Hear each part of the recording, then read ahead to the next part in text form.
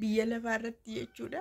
Namni gaa'ela isaa diigee gaa'ela namaa sirreessu jira. Namni jechuun namni jiruuf jireenya isaa fi jaalallee isaa gidduu jiru diigee jaalalleen namaa tokko wal dhabanii jiru kan isaanii sirreessu jedhu jira.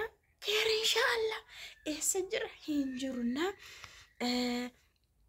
Kaleessa viidiyoo isaanii ilaaltanitti viidiyoo Abrishii fi abbaa Abrish Daanii Isaaqii fi asiin immoo viidiyoo Fiqiree Chiikii Fiqir Hiriyaa Fiqirii fi Ruutaa ilaaltanitti odera keessan gamaaf gamanaan ilaaltanitti galgala laaleen ture garuu galgala badaanatti hin tolu yeroo baay'ee jechuudha. Kun garuu waan irraa dubbatamuu qabu.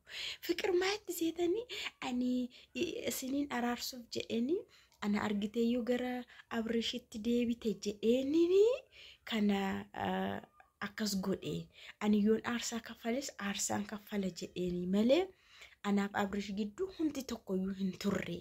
Duras Abrish kan isin beekuu qabdanii anaaf Fiqir gidduu hundi tokkoyyuu hin jiru.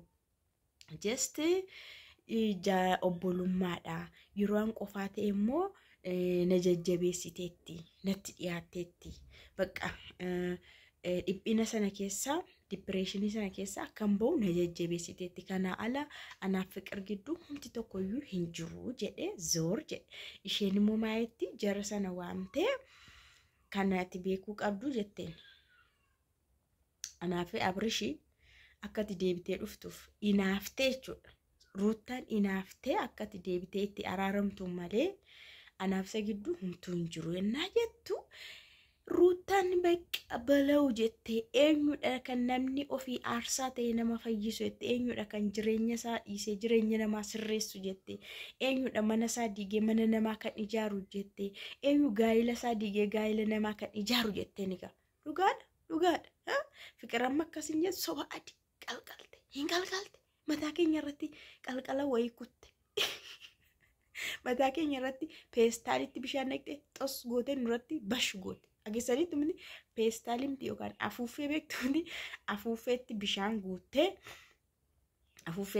guuttee fiddee mataa keenya irratti marfee yookaan qoraatee xas gootee nurratti bash goote. Kun akkas jechuudha bara. Ani kanaaf jedheen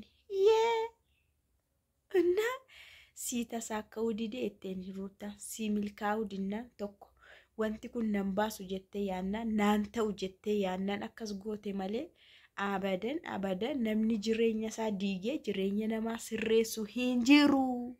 Alsamaashim jetteen sin dhaga'u jetteen. Na jaalalleen ishii sunis ani miidhameera jedheen.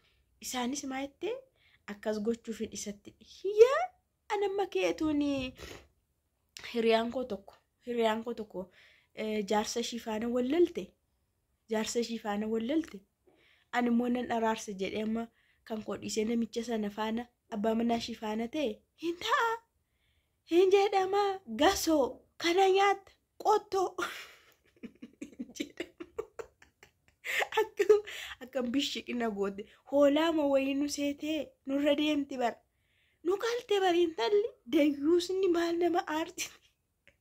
Uummanni kun hoo jedhe girrisee faana aqee ilaallee fammasiisee ol kaasee viyuu isaanii xaaraa rukunnaani uummanni kun humaan beekanii joonja'ootadha. Waanuma nuun itti himne jedhanii amanu abshir jedhu jedhanii amma mataa keenya irratti fincaan nu najjasan jechuudha.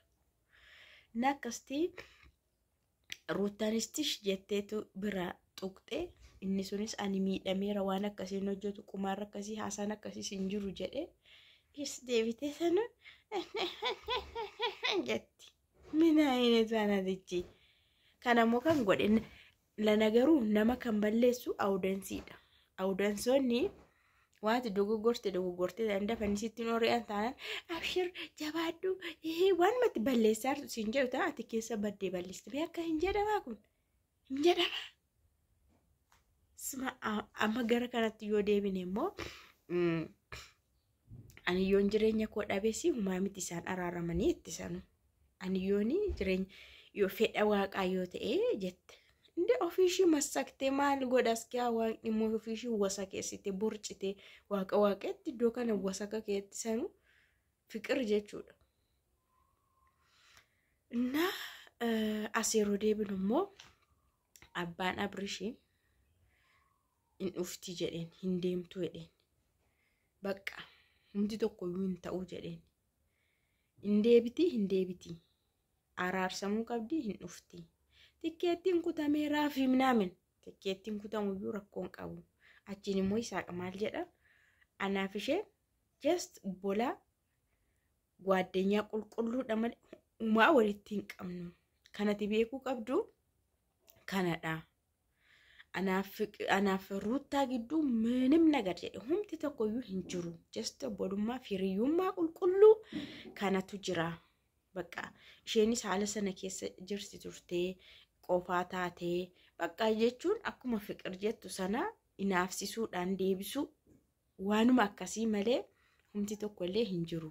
Kanaaf jireenyi keessan deebi'ee haa ijaaramuunnan Abrish lakkii isheen tikkeetti kutatteetti hin deemti Kanaadaan deema jetteetti xumuratteetti daanii dhayyuu kanii tikkeetti kuchisiisee akka isheen kutattu taasisee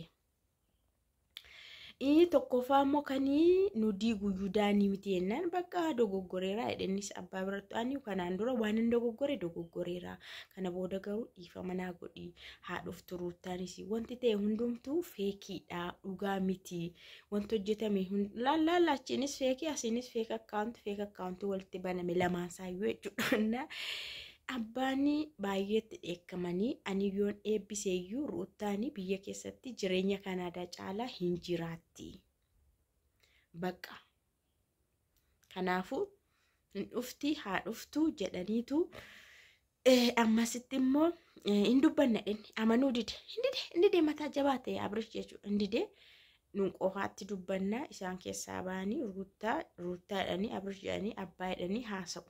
Hasaanii walii galuu jechuudha dubbiin xumuramuu fi geemiin diraamichis hin xumuramaa jechuudha. Kana booda diraaman akka kanaa deebi'een dhufu yoo deebi'ee dhufillee kan naannoo fiqir waan kana jirutu deebi'ee dhufa.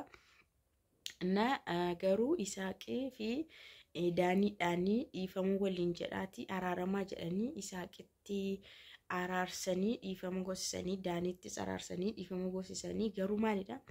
Ruuttaafa Abrishii qofaatti haasa'anii jechuun waan haasa'amuu qabu waan kun dogoggoradha jettee isheen amantii innis kun dogoggora jedhee amanee sabooda dhiifama jedhanii normaalii jireenya isaaniitti akka gaa'ela isaaniitti deebi'aniif ta'eetii jira jechuudha bakka already ta'ee jira erga hundumtuu himate erga Abrishis erga Isaaq normaaliidha jedhee erga isheen kunis akkas gochuuf hin gidduu seene jettee kana caala maaltu taa'anii eegnare maaltu taa'anii irra diraamichi raawwatee moo raawwateera umeetii jira egaa waan isaan fidanii fattaganii deebi'anii dhufan hin beeknu malee akkas ta'etti jira jechuudha.